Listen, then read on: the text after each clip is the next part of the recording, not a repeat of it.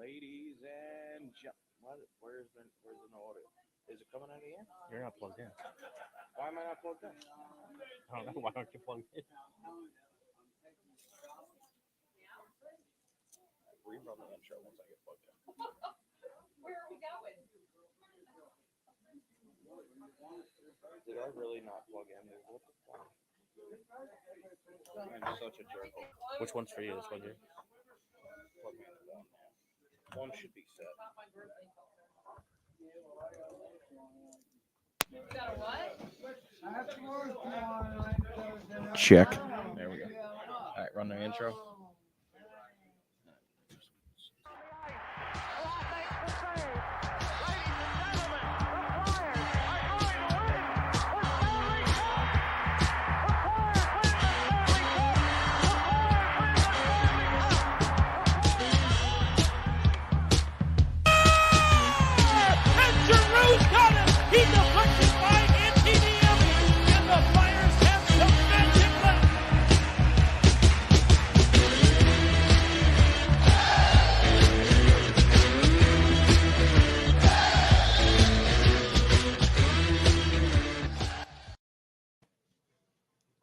Ladies and gentlemen, welcome back to another very special edition of John Street Hockey. I'm the mayor of John Street, joined by my buddy Kevin Curly McHugh, and we are live once again at Pikes Pub on 2nd Street Pike in beautiful Southampton, Pennsylvania.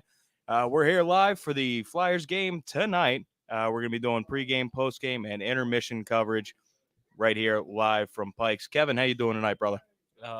Doing good, feeling great. Glad to be back here at Pikes. It's been a little bit, but ready to really jump into this. Absolutely. So let's just jump right into the game here. Puck drop is obviously in just a few minutes here, so we're going to do a quick pregame here before we dive into the intermissions. Obviously, after the first period. What's your big expectations from the game tonight? I know there's obviously some changes to the lineups post trade deadline. Well, we're starting 7 defensemen. We're short of forward after trading Broussard yesterday. We also traded Justin Braun yesterday. The one thing that we're really going to have to look out for is Ortiz Sider, who is probably the rookie of the year. He leads Detroit in assists with 37 through 62 games. He's only 20 years old. He's 6'4", 200 pounds, just an absolute monster. Good news for the Flyers are the Red Wings are 1-6 in their last 7. So Flyers, I believe, are 5-4-1 in their last 10. So it's a game that is definitely winnable. Detroit, not a great team. They're kind of young, up and coming. So the Flyers have a real shot here to pull this one out tonight. Absolutely. One thing I'm going to be looking for is to see who's going to step up now with Claude Giroux, obviously gone from the Flyers organization. Who's really going to take the reins here and be the leader that this team needs, especially coming through this rebuild that we're expecting here over the next couple of seasons here. Plus, Sean Couturier is still injured. So really, who is the guy that's going to be in the lineup tonight that's going to, lead the guys into battle here and really take charge? Well, we're missing Scott Lawton and Coots, so I'm looking for Kevin Hayes to stay hot and take more of a leadership role on. He has 4 goals in his last 5 games, adding 1 assist, so he's got 5 points in his last 4 games. So he's been on fire. He really needs to step up and be a leadership role. And if this hard retool that we plan on doing in the offseason is going to work, a lot of that depends on Kevin Hayes going back to the 2019 Kevin Hayes where he had 24 goals. So if he can have a strong finish to the season, that's huge going into next year. Farabee and Konechny have been piling up assists recently as well. So if they can stay hot, that bodes well for us. Someone else that I've been looking at is Travis Sanheim, who has just been super aggressive offensively, been scoring a lot of points since Mike Yeo took over and has really been, earning that contract. Absolutely. Somebody I'll be looking to step up is going to be our boy Cam Atkinson. Kind of hard to expect him to take such a huge leadership role so early. But he's been one of the better players on this team, and he's been a real bright spot here on what's been an otherwise pretty bleak season. He's got 23 goals, 24 assists for a total of 47 points through the year. Only a +7, though, so hopefully he can kind of clean it up a little bit more on the defensive end. Only 8 penalty minutes on the year, so it's not like he's been undisciplined. I feel like if there's something this team needs, it's a new voice, and I think Cam Atkinson can bring that for you. That's part of the reason they brought him in here, right? He wore a letter on his jersey in Columbus, so he'll definitely get an A going into next year. Who's going to be the new captain is still yet to be seen. It's going to be a tough decision. I know everyone shouts for that real vocal leader. Well, I don't think that type of guy is on the team, so it's going to be tough. And you really just hope to finish the year out strong and get everybody going for next year and heading into next season. Because what we're really looking forward to now, well, we were looking forward to the trade deadline, and we'll go into more of that tomorrow on our show tomorrow. But the offseason is going to be huge.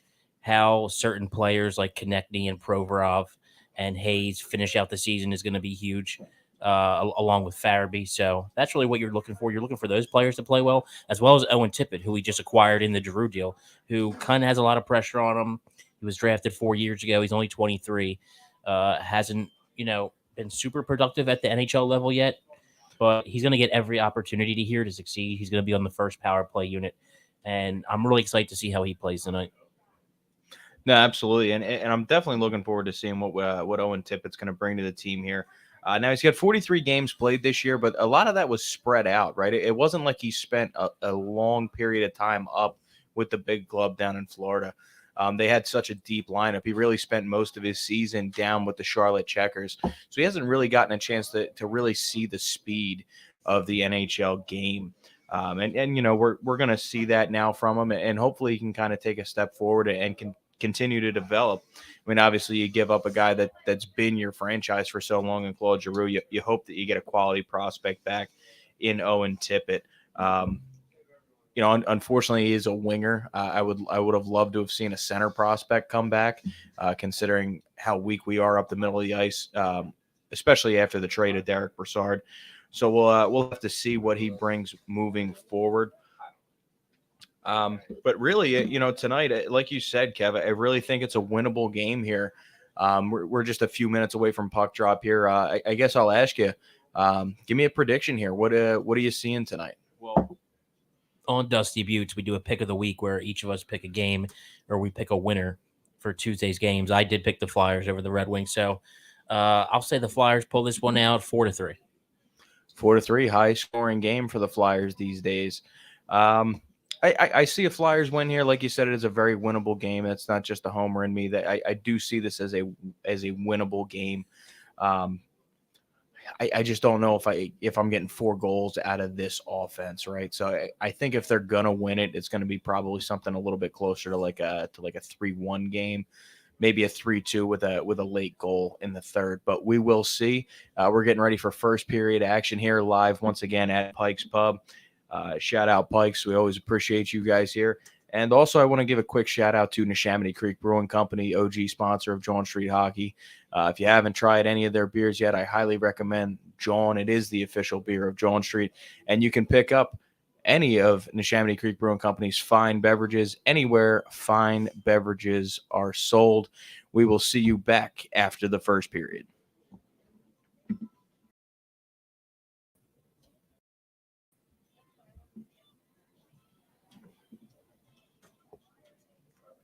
I just want to hit mute so it's not feeding.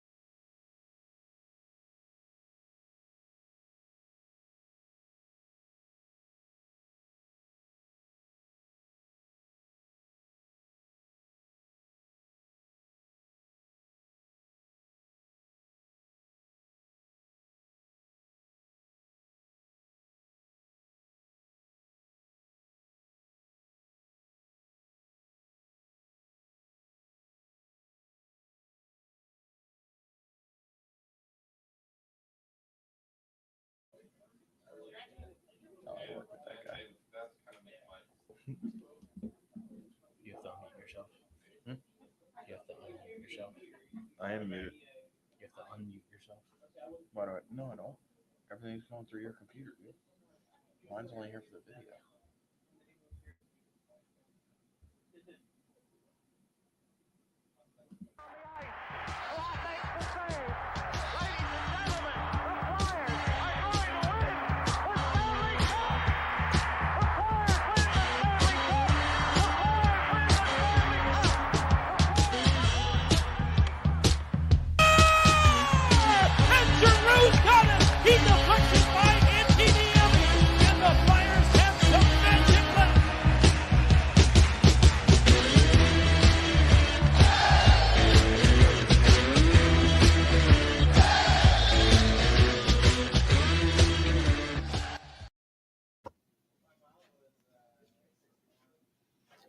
Ladies and gentlemen, welcome back to John Street Hockey. We're coming at you live here once again from Pikes Pub, 2nd Street Pike Plaza, Southampton, Pennsylvania, home of the coldest beers in Southampton.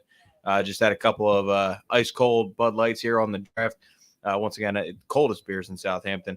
Before we get rolling here, I do want to shout out Norse Beards. Make sure you check them out for all your beard care needs. That's Norse, Norse, beards.com. Use the promo code OCS as in Old City Sports for 25% off your entire order for all your beard care needs from Norse Beards.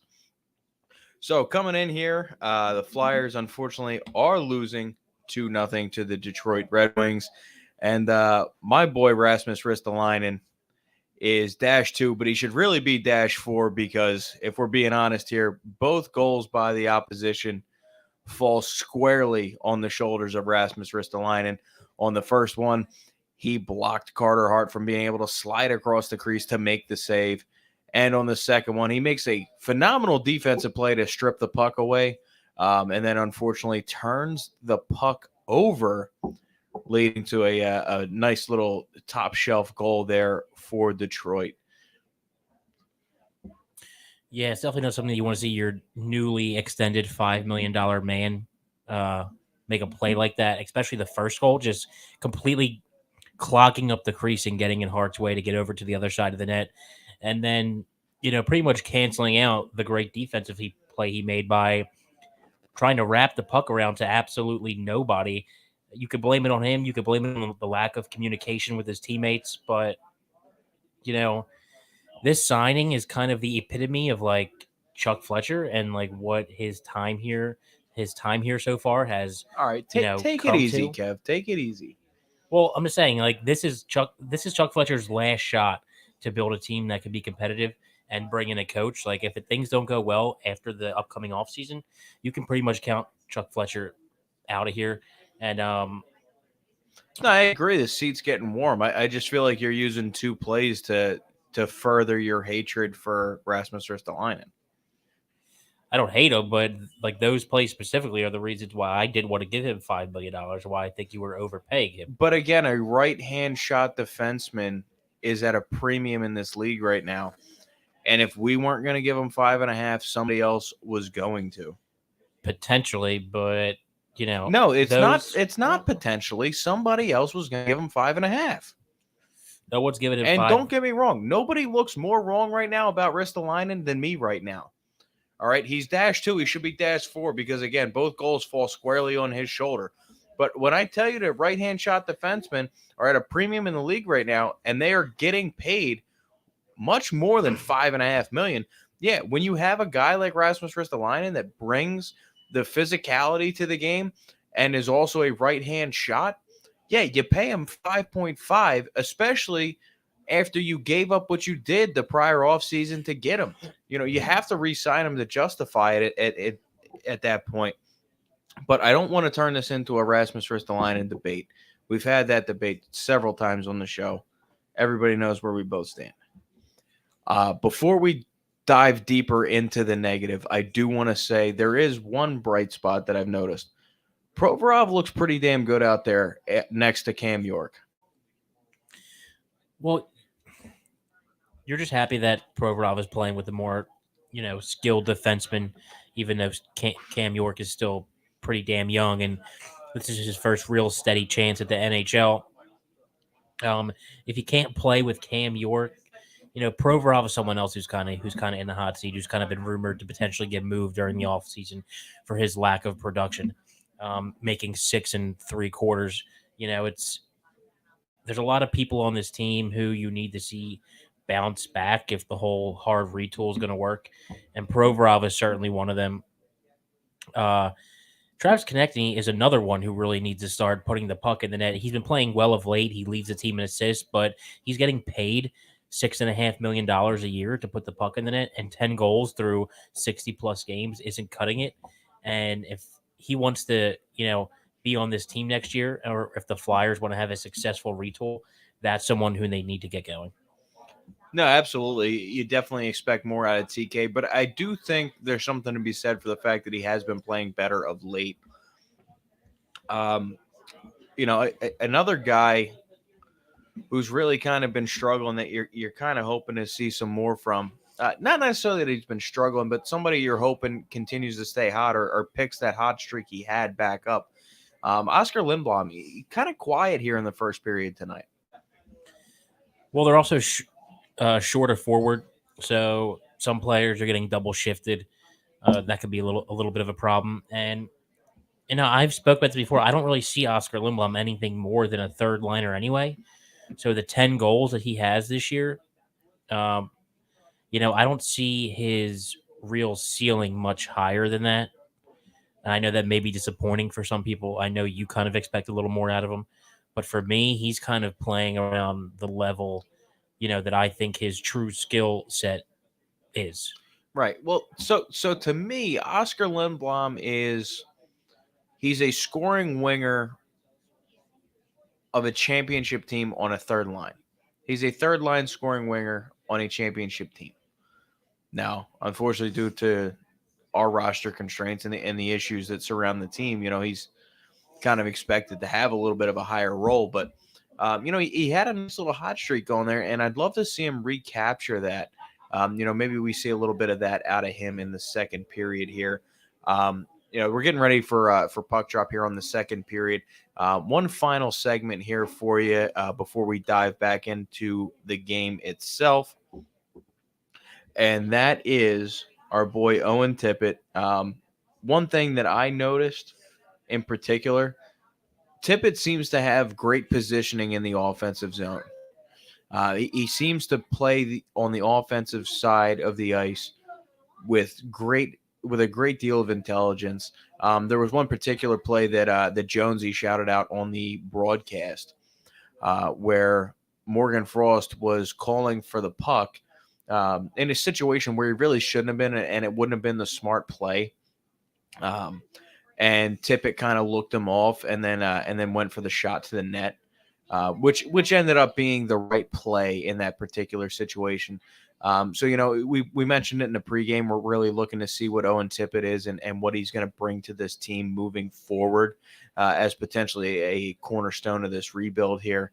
And again, I think the positioning was just prime there. Any big takeaways for you from Tippett before we go? Well, it's just unfortunate that he's in a situation where we don't have too much talent for him to play with. He's stuck with Morgan Frost and Oscar Lindblom, and Oscar Lindblom is more of a third liner, and Morgan Frost is kind of in a similar situation as Tippett, where he's trying to find his game and prove to people that he is an NHL player. So Tippett's really getting his opportunities on the power play, the few that we get. So I'm trying not to be too critical. He's going to be here for a little while, so there's plenty of time to see if he has what it takes. Absolutely. Plenty of development left for him. We're getting ready to dive into the second period of play here. But before we do, I do want to shout out one sponsor before we go and get ready for the second period here. And that is Body Check Wellness. If you got achy joints, you're working a little too hard out there, you need some type of relief. Get your relief from Body Check Wellness. 100% hemp-derived CBD, and you can get 25% off your entire order from Body Check Wellness with promo code OCS, as in Old City Sports. Once again, that's promo code OCS at www.bodycheckwellness.com. Get 25% off your entire order. For Kevin Curly McHugh, I am the mayor, and we will see you back after the second period.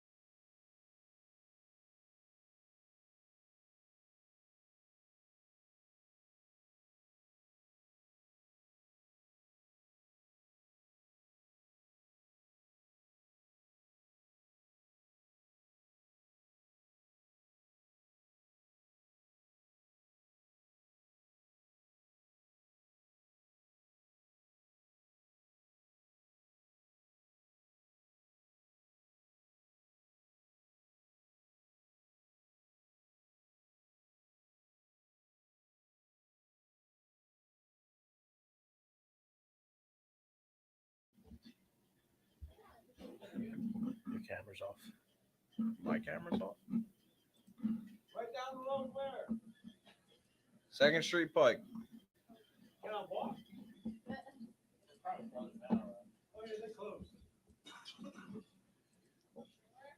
Oh, that's why it's fucking damn camera fell. No, fuck, just pull me out of the stream. Actually, no, pull me back in. I didn't realize. Never mind. Maybe you know what it is. Here.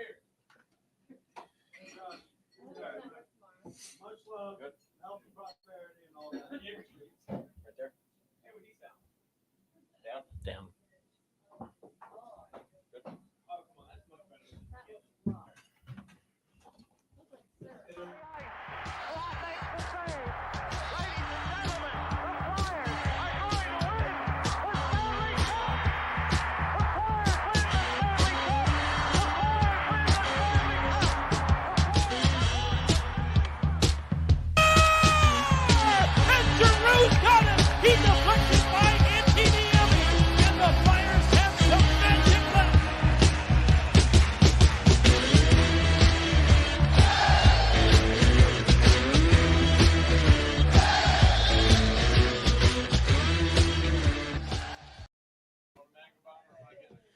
Ladies and gentlemen, welcome back for the second intermission report here.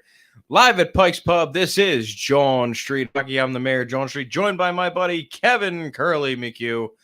We're here smoking stoves, drinking ice-cold beers at Pikes Pub, 2nd Street Pike Plaza, Southampton, Pennsylvania, home of the coldest beers in Southampton. Great place for a beer and a bite. Make sure you pop out. If you're in the area, come on out and see us. We're here for the remainder of the Flyers game tonight. Before we get rolling here with the second intermission report, I do want to shout out Biallowas Concrete. If you need any kind of work done and you're in the tri-state area, give our buddy Frank the Animal Biallowas a shout.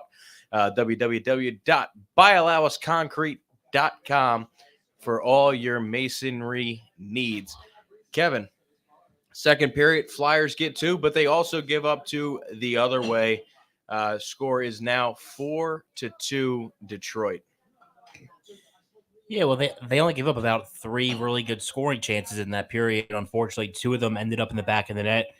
One at the beginning of the period and one at the end of the period.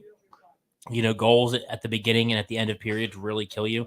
And unfortunately, the Flyers gave up 1 on each. So after the first goal, the second period, the Flyers really took it to them, had the better of the chances. They came back, got 2 goals from Farabee and Lindblom. Really good play by Hayes and Konechny on the Farabee goal. Lindblom was sprung for a breakaway. Great finish. It's just that, you know, that last goal at the end just can't happen. And it's been kind of the epitome of the Flyers all season, right? You pretty much outplay the team in the period, and then you give up a big goal at the end. And it was a really nice shot and set up by Dylan Larkin and Jacob Verana. So can't blame Hart too much on it. It's just lack of defensive coverage. You can't let Larkin gain the center of the ice like that. No, absolutely. The last thing you want to do is give up high-quality scoring chances in the slot, especially to a guy like Dylan Larkin, who is a high-quality player. Obviously you don't hear too much about him as far as like national coverage goes because it's Detroit. They're not necessarily in the upper echelon of the NHL these days, but they are on the upswing and definitely a team to look for moving forward. Speaking of moving forward, let's move forward to some positive thoughts. You mentioned the goal there with the beautiful setup to Farabee by Travis Konechny. Underrated play, I feel, by TK. Puck was kind of bobbling around there, bouncing puck, settled down beautifully for the perfectly timed pass there down in front of the net. Beautiful finish by Farabee. Nice little tic-tac-toe goal there. So just to kind of, power positive thoughts here. Let's focus on some positive here for a minute. Well, it was his second goal in his last 16 games. Farabee, who, they extended him in the offseason this year. Somebody expect a lot out of. Yeah. He's been more of a playmaker. Again, guys like him and Konechny, you're paying to be more of your goal scorers. I mean, you're not going to complain if they're, creating goals any way they can. But it's nice to see him get on the board in these last 19 games. Him and Konechny, you really want to see start putting the puck in the back of the net.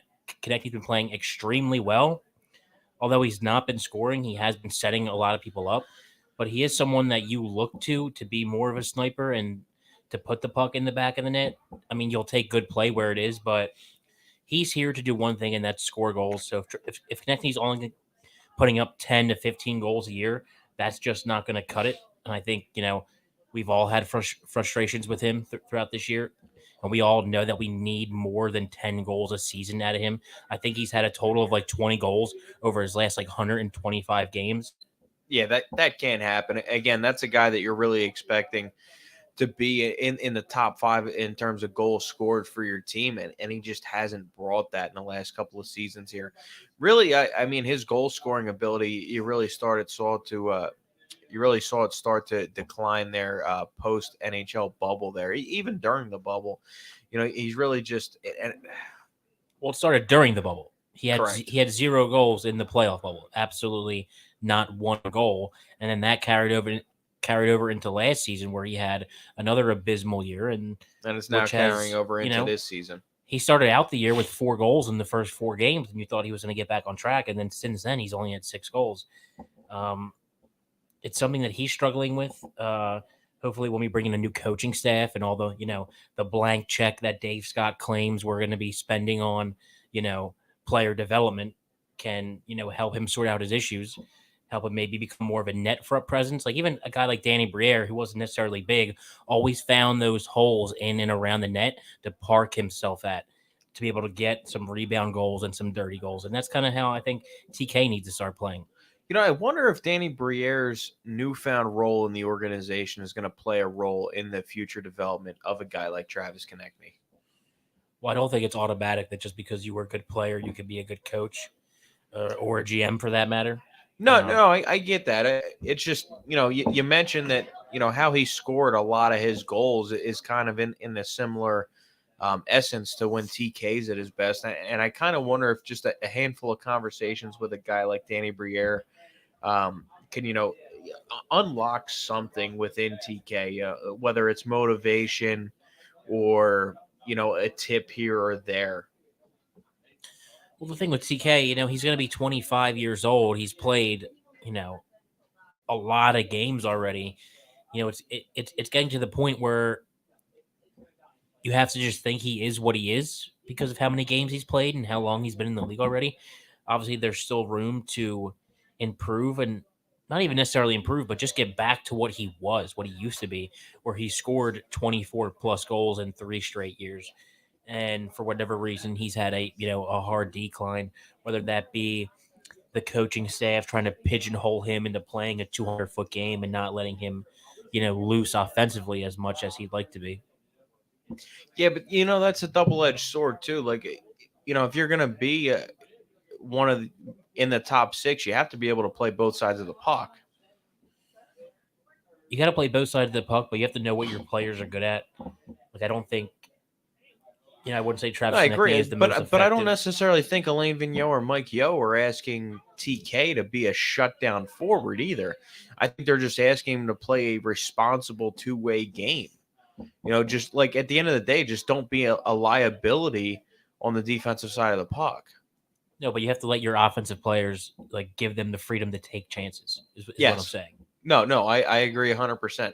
But see, I feel like a lot of that is confidence as well. And again, post bubble, TK really has not had the confidence, and I feel like he's a guy that when the confidence is flowing, his game is flowing as well, and he's willing to take more chances on the offensive end.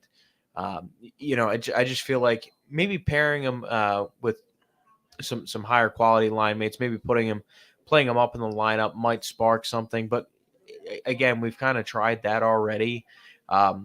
You start to wonder if he's going to be a change of scenery guy. But that's enough about TK. Let's move on to Owen Tippett. I do want to mention, because again, we're ISO-cam Tippett at this point. That was the big piece that we got back in the Giroux trade. So Tippett is going to be ISO-cammed, at least in my eyes, for the remainder of the season. I did notice some strong board play from him. Again, he seems like he's a smart guy. He's got a great hockey IQ, and he really seems to know the game well, and he kind of understands the ebbs and flows and the way that the game is supposed to be played. Well, you can't expect him to come here and just light the world on fire just because we got him in the Drew trade. No, So, well, and that's why I'm taking the small victories. Like I see him make some great plays on the boards here in the second period, and I'm happy with that. you'll take the small victories, but at the same time, he is turning 24 soon. So you would like to see a little more. Say the Florida Panthers would have liked to see a little more out of him. That's why they were probably so willing to give him up in that trade. Not their first round pick last year, like Mackie Samsonov, who they refused to give up. And I don't think the Flyers really wanted Tippett to be the main part, but they were kind of handcuffed with Giroux only wanting to go to Florida. So when it comes to Tippett, we're really just hoping for the best here, that he can find his game that he hasn't been able to find in Florida. And like I said, I'm just going to try to stay positive. We really don't have a choice at this point. Correct. And again, the remainder of this season here is really going to be about the small victories. We know we're out of the playoff race at this point, but we do have to, look at the small things, right? And again, ISO cam some of these young guys that we feel are going to be crucial pieces moving forward. We are getting ready for the third period here. The Flyers are entering the third period in a 2-goal deficit. Hopefully they're able to pull this one out here because, again, Detroit is a very winnable game, whether it's at home or on the road. In this particular case, on the road. So I think, we stand a chance at tying it up, possibly winning it here in the third period. I'm not counting my chickens before they hatch, though. We'll have to see. They're getting ready to play the third period here. Once again, huge shout out to Pikes Pub, OG sponsor of John Street Hockey. And before we go, I do want to shout out Sterling Pig Brewing Company. You can check them out at www.sterlingpigbrewery.com. You can also find them on all the social medias. Check out their tap room out in Media, PA. They got a great restaurant in there. They got some phenomenal brews. Check them out. That's Sterling Pig Brewing Company. I recommend the Snuffler IPA. It's a phenomenal craft beer. If you're somebody that's not too fond on like some of the more bitter craft beers, I think the Snuffler's a great like entry level IPA for you. So again, check that out. We will catch you guys back after the third period, hopefully after a Flyers victory. For Kevin Curly McHugh, I am the mayor of John Street. We'll see you back on the other side.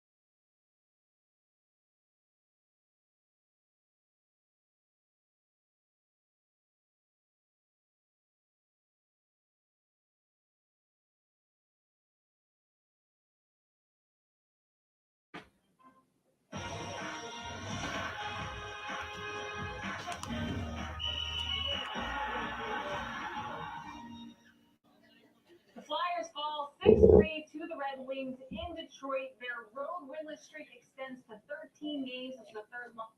You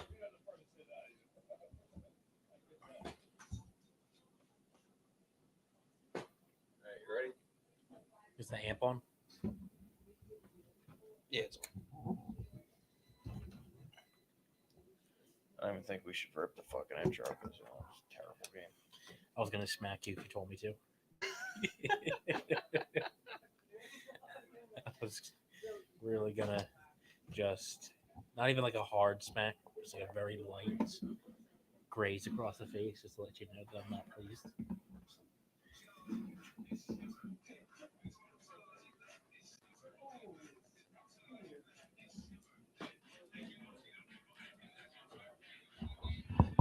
Ladies and gentlemen, welcome back to John Street Hockey for a very somber post-game segment. This somber post-game segment is brought to you by Lugaroo Custom Clothing. Check them out for all your custom clothing needs. That's www.lugaroo.co. It is a Canadian company, so that's lugaroo.co. For all your custom clothing needs. I got a custom jersey coming to me here, John Street Hockey. It's going to have the mayor on the back. As you all know, I am the mayor of John Street, of course. So check out Lugaroo Custom Clothing. Let them know Old City Sports sent you. More specifically, let them know that John Street Hockey, proud production of Old City Sports, sent you. So the Flyers lose tonight to Detroit. They got it to within one here late in the third period. 2 minutes left in the game. 3 minutes. Pretty much. What was it, like 250 left? Yep. 250 left in the game. And Mike Yeo pulls the goaltender down one. Absolute rookie move. Really makes you question his future with the franchise and really his future in the NHL. That is a horrible coaching decision. Never should you ever pull the goaltender that early down one. Well, the good news is Mike Yeo is not going to be with the team next year. That's a fact. He's here just as a filler until we can get to next year.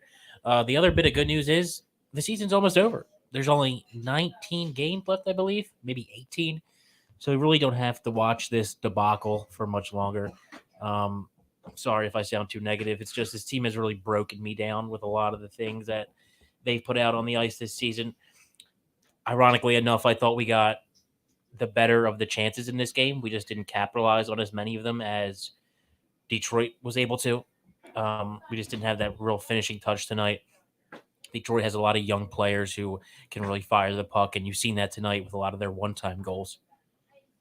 Yeah, quite a few scoring chances for the Flyers tonight. Again, just not enough of them hit twine. And that seems to be, at least of late anyway, because the offense has been playing just a touch better. Seems to be a theme of late.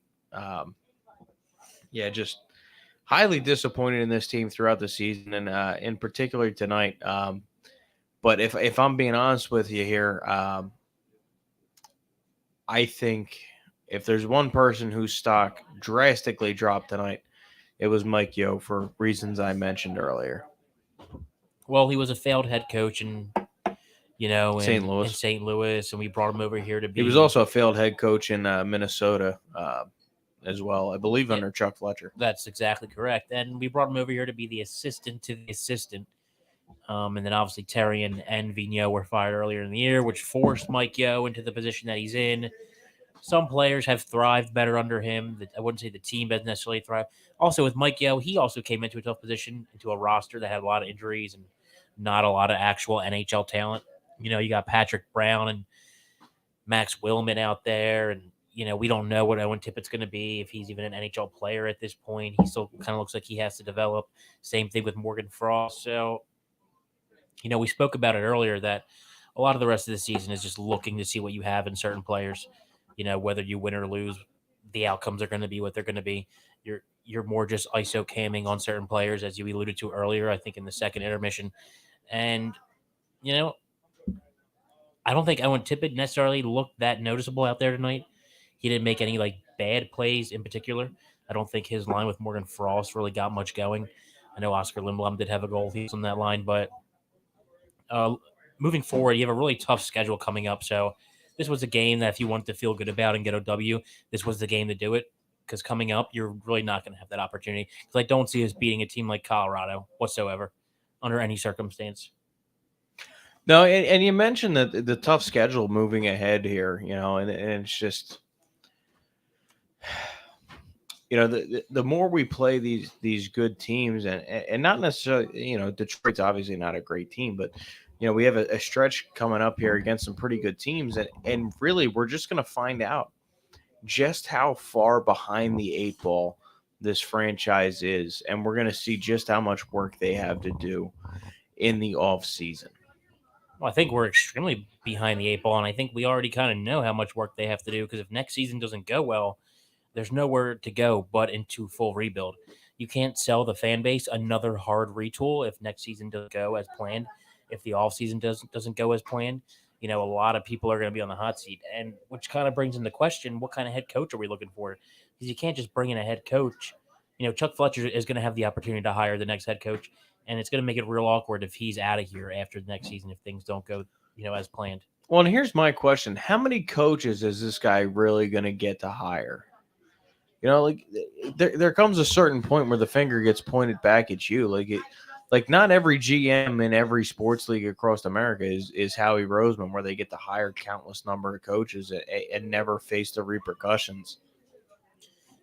Well, he hired Vigneault. Yo was a fill-in, so I wouldn't say he hired Yo, but an average NHL GM probably gets about 2 to 3 max.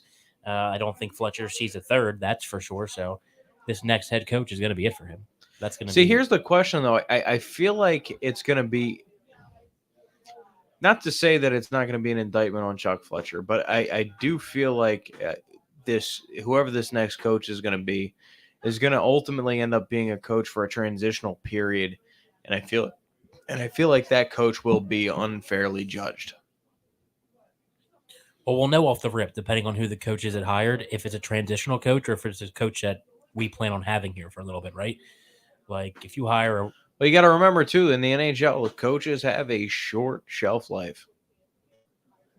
It's definitely more of like a carousel of coaches in the NHL. You really see the same ones passed around team to team a lot. So right. I mean, it is an old right. boys club, but at the same time, like in the NHL more so than any other sports league in North America, our coaches fired so quickly. Sorry, Evan had messaged. Yeah. Again, I don't know what candidates they're looking at. I haven't even looked that far. I've been more so just looking into the upcoming draft, which is I don't think they know what candidates. Which is really what I'm excited for. I'm excited for the draft coming up. There is a lot of potentially high-end talent early on in the draft, which we should be drafting there if everything goes right towards the year and we don't win too many games. But this gets us closer to that goal. We want to lose games. We don't want to lose games, but we do want that higher draft pick. You want to see certain players succeed, but the team kind of fumble a little bit, which we don't have to hope for it. They're going to do it because they're just not that good and not that talented. We don't have to hope for them to lose. No, at the end of the day, they're going to do it on their own. But again, before this spins too negative, I think it's time we move on here. It's been a rough night here.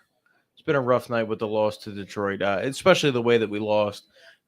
2 goals in particular. The first 2 goals obviously fall on the shoulders of Rasmus Ristolainen. 2 goals that should have never have happened. And honestly, I feel like without those 2 early goals, this is a completely different game. With that being said, guys, I appreciate everybody for rocking with us live here, Facebook, Twitter, YouTube Live. And shout out to all the wonderful patrons here at Pikes Pub. That's Pikes Pub, 2nd Street Pike, Southampton, Pennsylvania, Pike Plaza, home of the coldest beers in Southampton. Guys, we appreciate everybody for rocking with us.